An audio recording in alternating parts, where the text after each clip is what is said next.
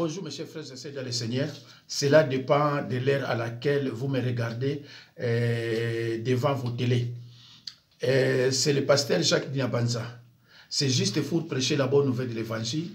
Et cette bonne nouvelle de l'évangile est intitulée « Ne cherche pas ton ennemi très loin. Il suffit d'ouvrir un œil, tu le verras juste à tes côtés. » Frères et sœurs en Christ, Dieu connaît l'intérieur de l'homme. Il sait quels sont ses sentiments, ses pensées, ses péchés, etc. Jésus lui-même nous prévient dans Luc 16, 15. Dieu connaît vos cœurs. Le cœur de l'homme est mauvais dès le bas âge. C'est du cœur de l'homme que viennent les mauvaises pensées. Le cœur de l'homme est traître. Traître est le cœur, plus que toute autre chose. Le cœur est tortué par-dessus tout. Il est méchant. Qui peut le connaître?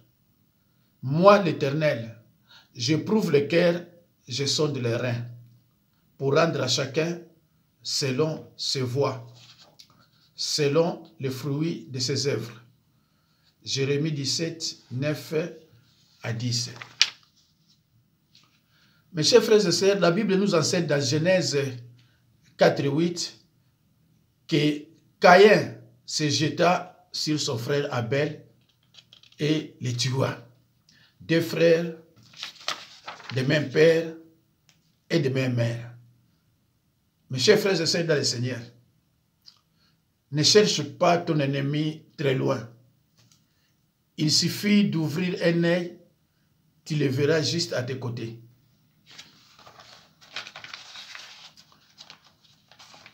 Alors, Abel et Caïn étaient les deux frères de même père et même mère.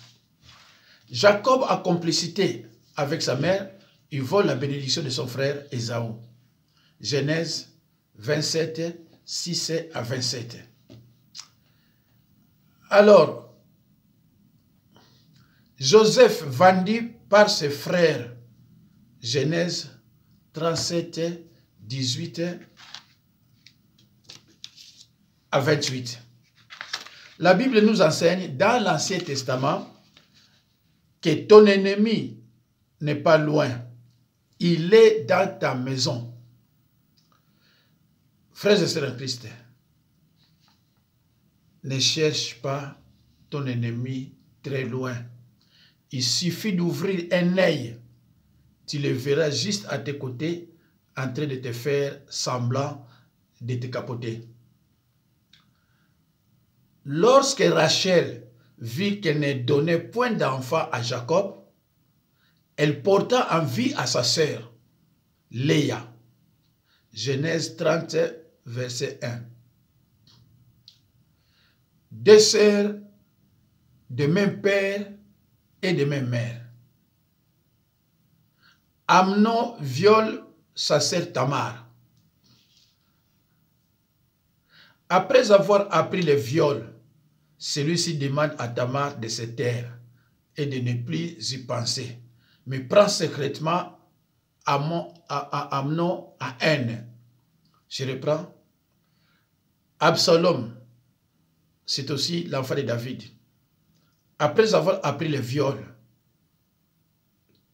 que Tamar a subi à sa sœur, que Amnon a subi à sa sœur Tamar, celui-ci demande à Tamar de se taire et de ne plus y penser, mais prend secrètement Amnon en haine.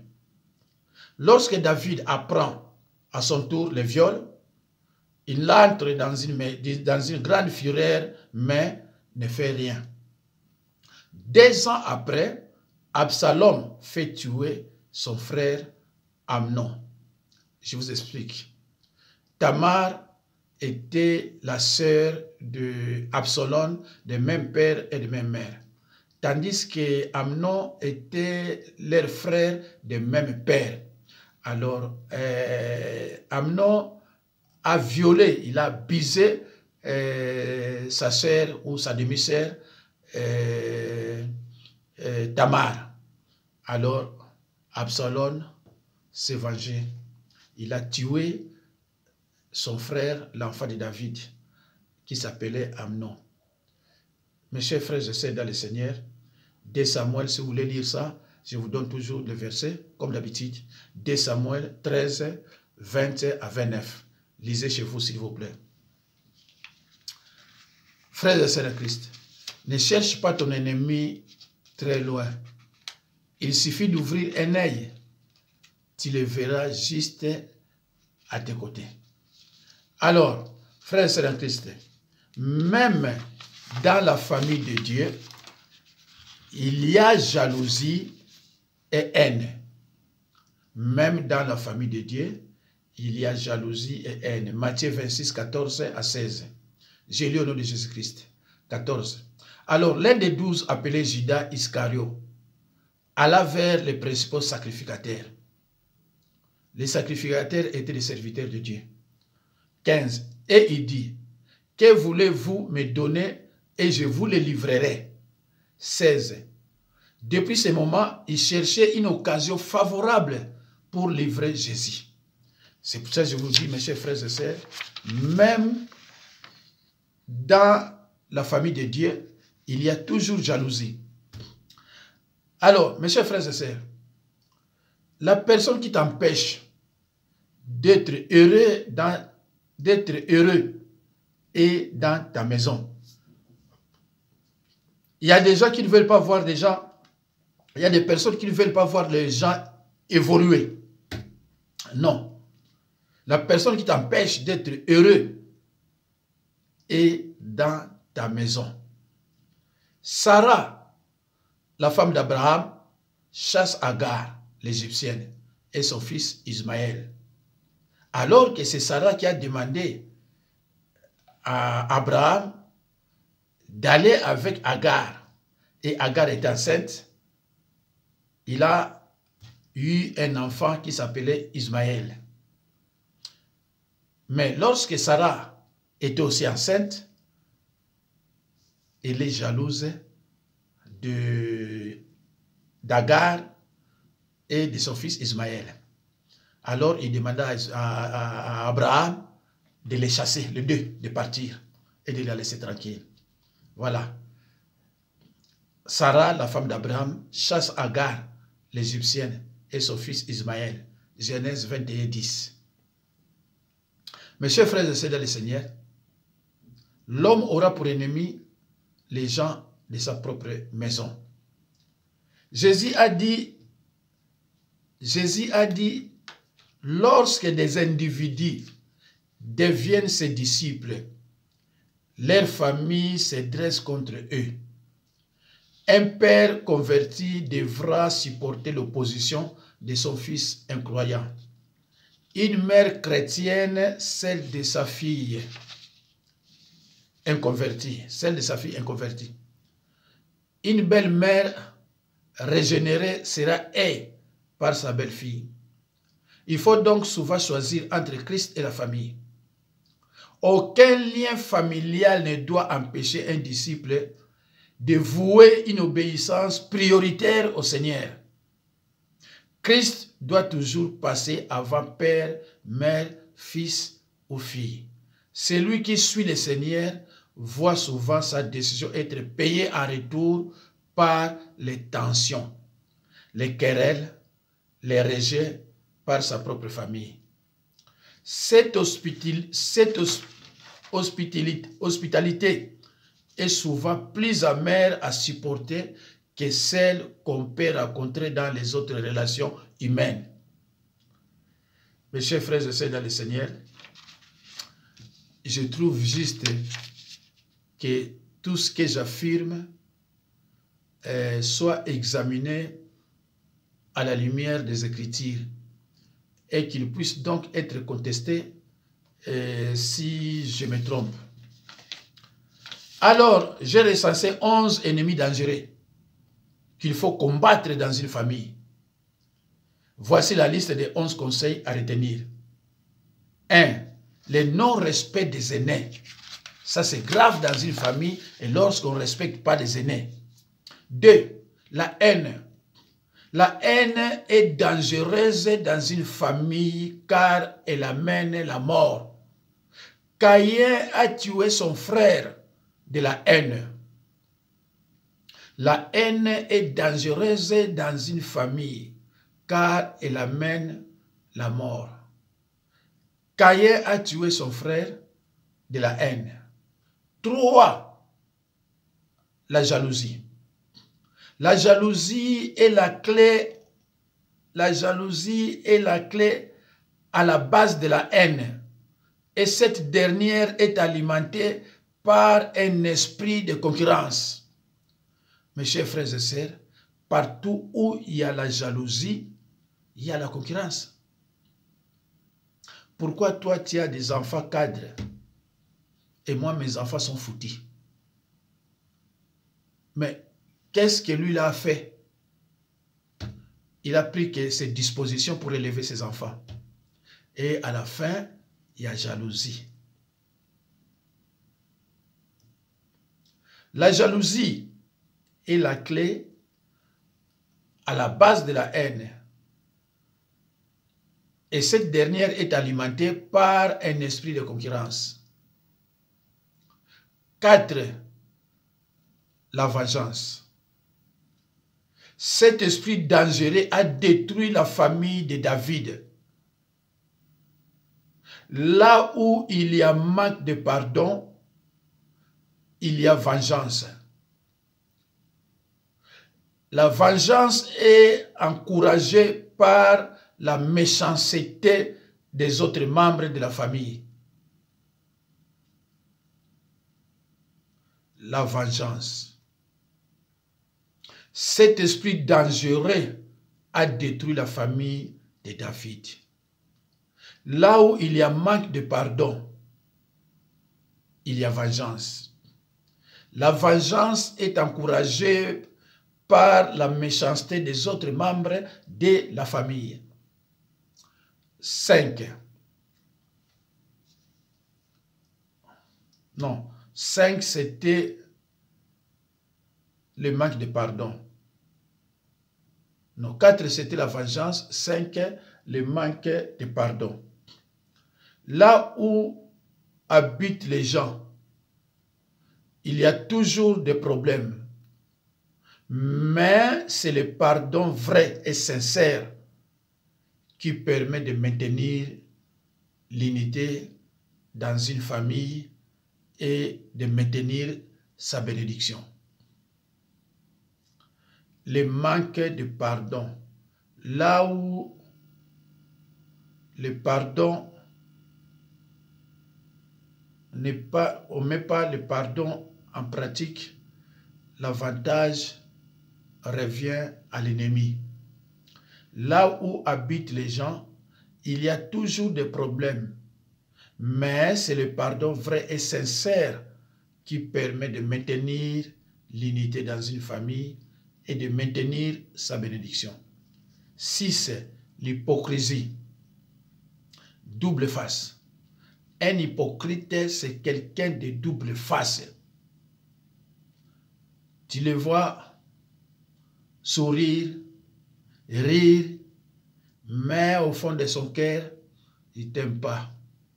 Il est prêt à tout moment de te faire du mal.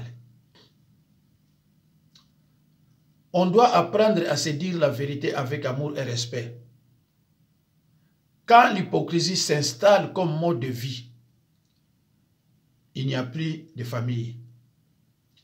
L'hypocrisie, un hypocrite, double face. On doit apprendre à se dire la vérité avec amour et respect. Quand l'hypocrisie s'installe comme mode de vie, il n'y a plus de famille. Et à titre de rappel, un sorcier, c'est un hypocrite. C'est un dangereux. Tu le vois en train de sourire, comme si quelqu'un qui a l'amour, alors qu'il a la haine. Un hypocrite, c'est très dangereux. 7. Indiscrétion. Chaque famille a ses secrets et ses choses à elle qui ne sortent pas du cercle familial. Et c'est là pour protéger l'unité et la dignité de la famille. Car dit-on que les linges sales se lavent dans la famille. Mes chers frères et sœurs dans le Seigneur, je reprends. Je trouve juste que tout ce que j'affirme soit examiné à la lumière des Écritures et qu'il puisse donc être contesté si je me trompe. Soyez, n'est-ce pas, comme des chrétiens de béret qui examinaient toutefois les Écritures pour voir si ce qu'on leur disait était exact ou était vrai. Soyez, mes chers frères et sœurs, n'acceptez pas n'importe comment. Il faut toujours examiner les Écritures conformément au verset que je suis en train de vous donner. Merci. 8. Division. Une famille confrontée à des luttes internes, cette famille court à sa perte. Marc 3, 24. Une famille confrontée à des luttes internes, cette famille court à sa perte. Il n'y aura pas de progrès. Regardez, s'il vous plaît, la RDC. La RDC est confrontée à des luttes internes, les tribalismes, l'injustice. Il n'y aura pas de victoire. Un pays divisé contre lui-même ne gagnera pas de victoire. Une maison divisée contre elle-même, cette maison ne peut pas remporter une victoire. Cette maison court à sa perte. 9. Absence d'amour, manque d'affection, manque d'espoir. 10.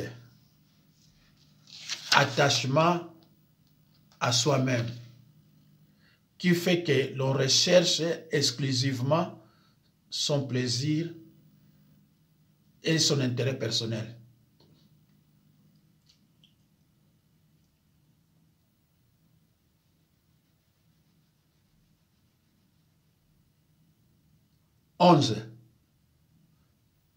La sorcellerie. C'est l'art de nuire à l'être humain. L'envoûtement, séduction et mensonge. Surtout dans votre famille. S'il y a plus de 2 sorcières, je ne parle pas des sorciers, des sorcières, dans votre famille, s'il y a 2 sorcières, la famille est foutue.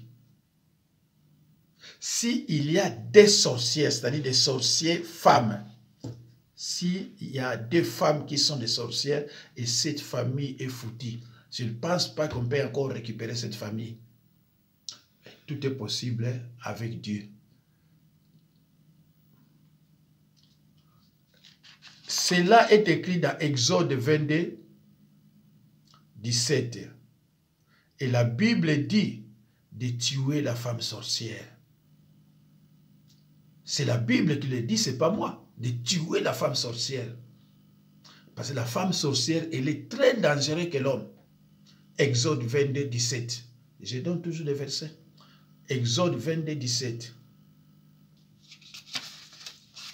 Mes chers frères et sœurs, dans le Seigneur, ne cherche pas ton ennemi très loin. Il suffit d'ouvrir un œil. Tu le verras juste à tes côtés.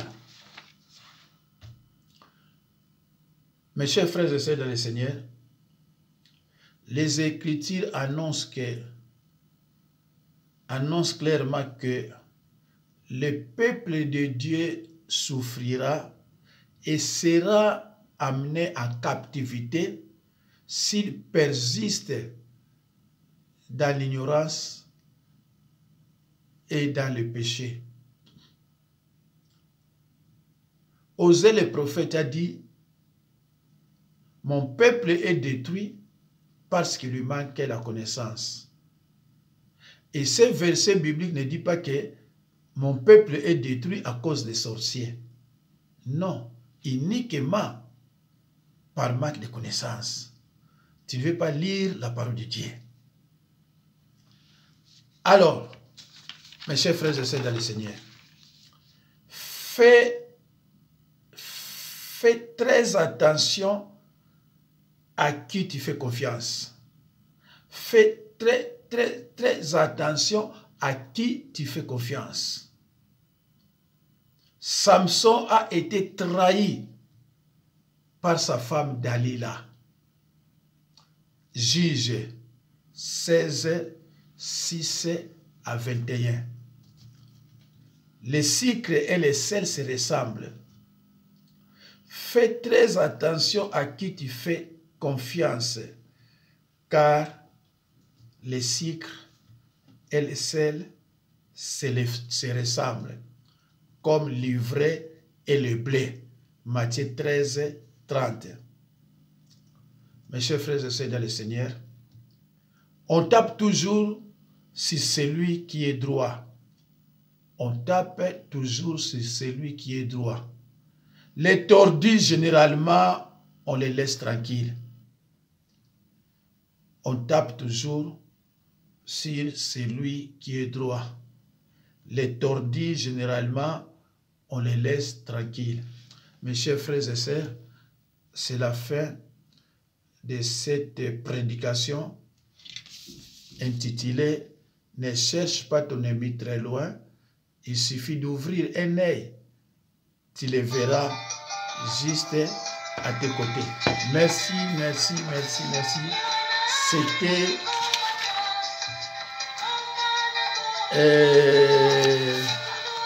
le pasteur Jacques Dinabanza.